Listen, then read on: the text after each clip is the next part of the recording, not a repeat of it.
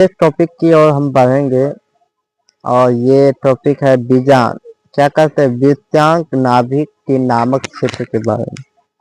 तो चलिए, आज की बेहतरीन टॉपिक में आप सबका हार्दिक हार्दिक शुभकामना है और स्वस्थ रहिए, बेहतर रहिए और हेल्थ को भी समय देते हैं। अब देखो, हमने आपको बताए थे कि बीजांड विषयांक के माध्यम में एक नाभिक नामक क्षेत्र संग्रहण होती है।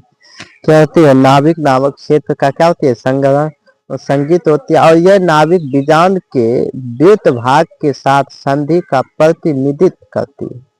तथा प्रत्येक बीजांड एक या दो से अध्यावरण नामक संचरण आवरण से होते हैं और यह आवरण अध्यावरण चारों स्वर के घेरे से होती है। केवल बीजांड द्वारा नामक आयोजित छोटे रंध्र को छोड़कर अध्यावरण के चारों तरफ से घिरे रहते हैं।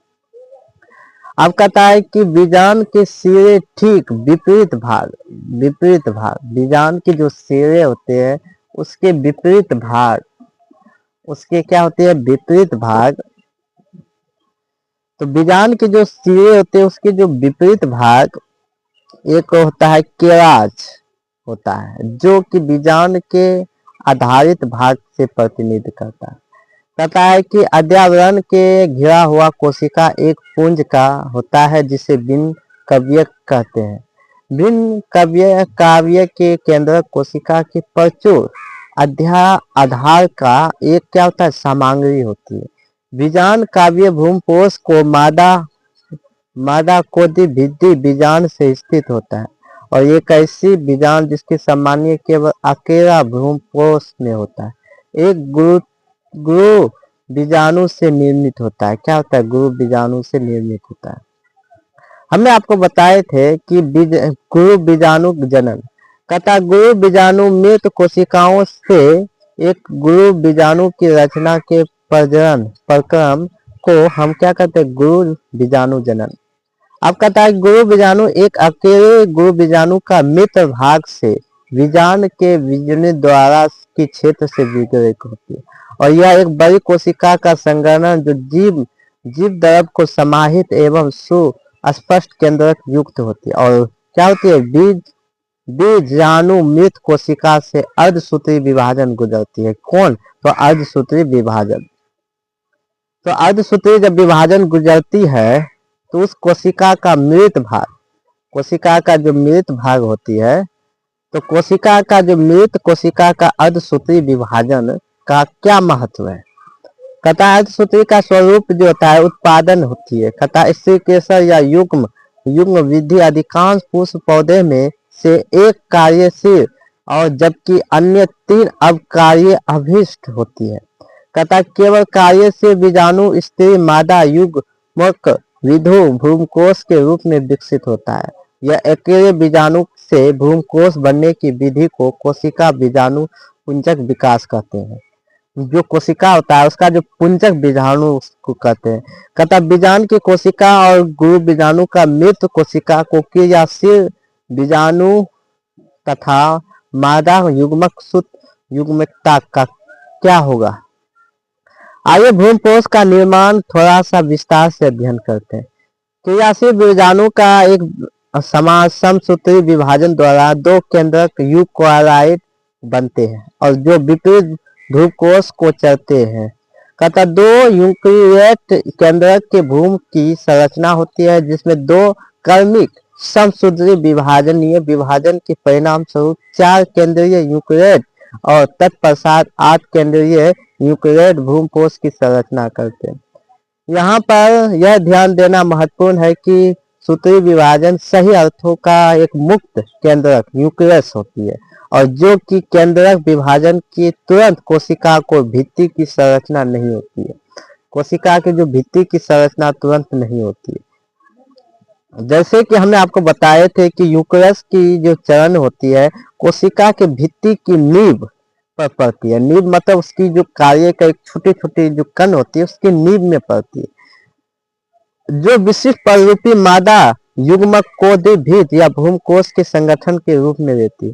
भ्रूणकोश के भीतर कोशिका का अवलोकन कीजिए और 8 में से 6 यूकेराइड भित्ति की घिरी होती है और कोशिका संयोजित शेष बचे दो यूकेरस कहलाते यूकेराइट कहलाते हैं, जो अंडावकरण के नीचे केंद्र कोशिका से क्या होती है, स्थित होती है। केंद्र कोशिका में क्या होती है, स्थित रहती है। चलिए, हमने आपको बताए थे क्या, तो हमने बताए थे कि इसका जो प्रयोग किस रूप में करते हैं। देखो यहाँ से एक होता है क्या, बीजान। बीजान वाली जो भाग होती है, कौन, बीजान वाली जो भाग होती है, तो बीजान वाली जो भाग होती है, बीजान जो भाग होती है उसमें गुरु बीजाणु कोशिका होती है।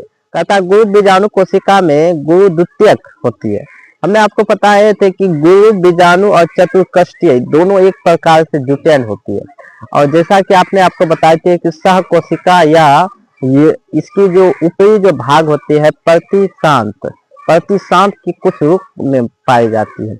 आइए देखते हैं सहित कोशिकाएं और अंडकीय। देखो सहित कोशिका में क्या होती है कि दो प्रकार की पत्तियां होती है, एक नीचे वाली पत्ती और ऊपर वाली जो छोटे छोटे ये जो लड्डू आकार के होते हैं उसको कहते हैं सहित, उसको क्या कहते हैं सहित। और एक अंडक कोशिका जो होता है उसके नीचे वाले पॉइंट में हो दिया जाता है। और केंद्रक की कोशिका जो होता है कि उसके जो पूरा जो फेफड़ा है उसको केंद्रक कोशिका कहते हैं। और दो अर्धविभाजु इसमें के रूप में होती है। और एक होता है प्रतिसंत, एक होता है प्रतिसंत। आइए भूमकोश के कुछ खामियां, कुछ कमजोरियों के बारे में समझते हैं, परिरोधास हम बचते हैं। देखिए जीवन में क्या होता है, कुछ संघर्ष होती है जिसको हमको हर व्यक्ति को करना पड़ता है, और उसी में से एक संघर्ष आज हम जानते हैं क्लास 12 का बायोलॉजी। हमने बताए थे आपको भ्रूणपोष का के अंदर कोशिका के एक वितरण का विशिष्ट पूर्ण होती है तथा बीजाणु द्वारा सिरे में 3 कोशिकाएं एक साथ समूहित होकर अंड उपकरण समूहित निर्माण करती है। और इस प्रकार के समुच्चय उपकरण का 2 सहित कोशिकाओं तथा एक अंड कोशिकाओं से निर्मित होती है। कहता है निर्हित का मतलब होता है उसमें नहीं का मात्रा होती है। कहता है कि बीजाणु के द्वारा डोर में तंतु समुच्चय कहते हैं, पर एक विशेष सहायक कोशिकाओं के अतिरिक्त होने के लगता है, जो सहायक कोशिकाओं के परागण नलिकाओं की जो दिशाओं को निर्देशित करने की महत्वपूर्ण भूमिका निभाता है। कहता 3 अन्य कोशिकाएं जिसको केवल जार की छोर की प्रतिव्यंगता एंटीप्रोडार कहती। वृत्त जैसे पहले इसकी जो होता है वृत्त जैसे जो क्रिया होती है, तो वृत्त जैसे जिसको इसकी जो प्रतिव्यंगता क्रिया जो होती है क्रिया, तो इसमें क्या होता है, इस प्रकार की एक प्रकार के अर्धबीज भ्रूणकोश परिपक्व होने में 4 युग्मित कोशिका 7 कोशिका द्रव्य होती है। क्या होती है, 7 कोशिका द्रव्य होती है। अब देखो हमने कहा था कि फूल के बारे में कैसे इसका काम करते हैं तो फूल में देखते हैं परागकण कैसे परागकोश होता है।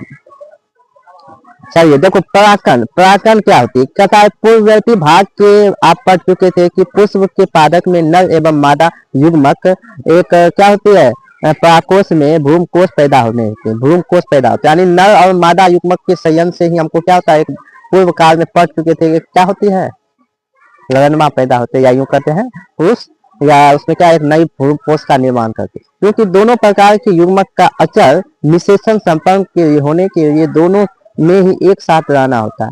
यह कैसे समाहित होता है, ये इस दृश्य को देखते हैं। कहता है इस प्रकार के प्रति ये एक परागकण का एक प्रक्रम होती है। परागकण में क्या होता है, एक प्रक्रम होती है जो परागकण कोश के झरने के पश्चात का स्त्री केसर के वर्तिकाग्र तक स्थानांतरण के चरण को परागकण कहा जाता है।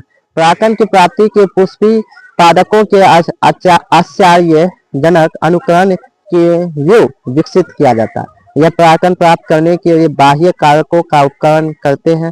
क्या आप इस अधिक से अधिक बाहरी कारकों की सूची बना सकते हैं कि परागण, आप देखते हैं परागकण के कितने प्रकार होते हैं, परागकण के किस स्रोत को और ध्यान देंगे।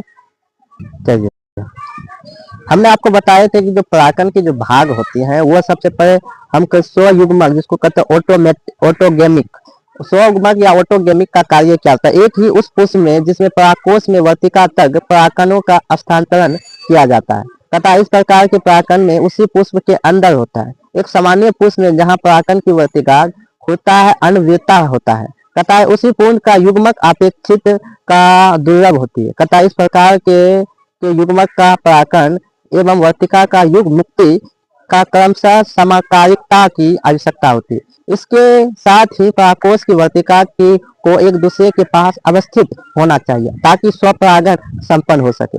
कुछ पौधे जैसे बायोलेरा, सामान्य पानिसी और जोकोरिस या कोमोरिना कनकोरा दो प्रकार के पुष्प को पैदा करते हैं।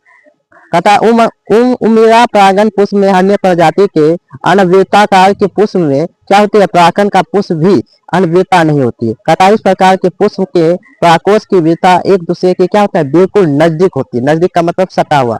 अब जैसे कि हमने आपको बताया था कि युद्ध पुष्प का जो उमिरा जो पुष्प है, उसकी पुष्प के जो निचले भाग है वो अनमूल है। मतलब ऊपरी वाले जो भाग में छोटे छोटे पत्ते होता है उसको कहते हैं ऊपर मूल, जैसे उमीर। और जो अनमूल है जिसकी जड़ में छोटे छोटे पत्ती होती है उसको कहते हैं क्या, अनमूल्य पुष्प कहते हैं। अगला देखिए क्या कर रहा है, अनमोल के बारे में आपने समझ लिया। तो अनमोल का मतलब छोटे छोटे जो कण होती है पत्ती नीचे में, उसको अनमोल कहा जाता है। तो आइए देखते हैं। तो यहाँ देखिए हमने आपको बताए थे कि यहाँ की पराकोश में संपर्क आकर पराकण को प्रभावित करते हैं और इस प्रकार के अमूल्य पराकण में सदैव स्वयुग्मक का मतलब होता है स्वपोषी होती है, क्योंकि यहाँ पर वर्तिका का तटीय क्रॉस और पर परागण का का नहीं होती है। क्या होती है, नहीं होती है। चलिए, तो हमने आपको बताए थे कि उर्मीय परागण में थोड़ा विस्तार से समझते हैं कि इसका क्या काम होती है। आप कभी देखे होंगे हवा भरा ऊर जिसको ऐसे फूकते हैं तो कैसे होता है ना जी, उसी का एक उदाहरण देते हैं उर्मिला में। उर्मिला पुष्प में यहाँ तक कि परागकश की अनुपस्थित में बीज पैदा होती है। यहाँ हम देखे होंगे कि छोटे छोटे जो होता है एक कण, इसमें क्या होता है कि इसके जो पर्ण में क्या होती है, एक बीज पैदा होती है। क्या होती है, बीज पैदा होती है। तथा यदि अमूल्य पौधे में जैसे फायदे या क्यों हानि, यानी फायदे या हानि में क्या क्या होती है अमूल्य में, समजाति पुष्प परागण, एक ही प्रकार के पुष्प परागण में एक दूसरे की क्या होती है, वर्तिका तक का हस्तांतरण। यद्यपि सजागता पुष्प के क्रियाशील रूप में से परागण का जिसमें एक ही कारक एजेंट सम्मिलित होता है। तथा समजाति पुष्प का लगभग स्वपरागण जैसा ही, क्योंकि इसमें परागण उसी पादक में आते हैं। तो परागण किसमें आते हैं, उसी पादक में। अब कहता है पर निषेचन किसे कहते हैं। तो पर निषेचन में आपने बताए थे कि इनमें विभिन्न प्रकार के पराकोश में से पादक वर्तिका तक क्या होते हैं, हस्तांतरण होता है। क्या होते हैं, हस्तांतरण होता है। कथा जिसमें एकमात्र केवल एक ही प्रकार के, जिसमें परागण समय के अवशक्ति विभिन्न प्रकार के अपकरण से होता है। परागण के अभिक्रम कारक एवं उपयोग क्या होती है, देखते हैं।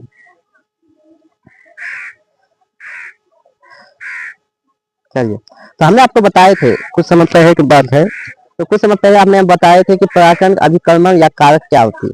तो इसमें क्या होता है, पौधे के कारक के अभिक्रमण के दो रूप आजीवी है, वायु एवं जल का, तथा जीवीय प्राणी कारक एजेंट्स का उपयोग करने का लक्ष्य प्राप्त करते हैं। तथा अधिक तरल परागण के लिए जीवीय कारकों का उपयोग करते हैं। बहुत कम पौधे आजीविकी कारकों का उपयोग करते हैं। वायु जल के कारण के परागण में का वर्तिकाक संपर्क में अपना सहज संयोजक होता है।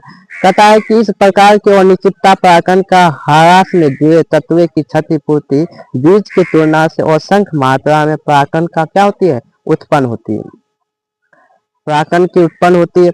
अब कहता है कि अजैव, देखो कहता है कि अजैव प्रकार के वायु परागण में स्वार्धिक के रूप में इसके साथ ही वायु के झोंके के साथ संचित ये क्या होती है, परागण वायु के एक चिपचिपाहट सहित परागण की जरूरत होती है। आप देखेंगे कोई भी भौरा जो होता है, मतलब फूल के, ये जो फूल है इसके फूल में इस रूप में एक डंठल में छोटे छोटे क्या होती है, चिपचिपा पदार्थ। तो उस चिपचिपा उसमें जैसे भावरा इसमें लगता है, तो इसमें चिपकने के उसका जो पराग चिपक जाता है, तो उसी के रूप में उसमें होता है। वह अक्सर बेहद अनावर्ती पुंकेश्वर होती है ताकि वह अपने हवा को प्रसिद्ध कर सके और वे प्राय सिद्ध वर्तिकाग युक्त होते हैं।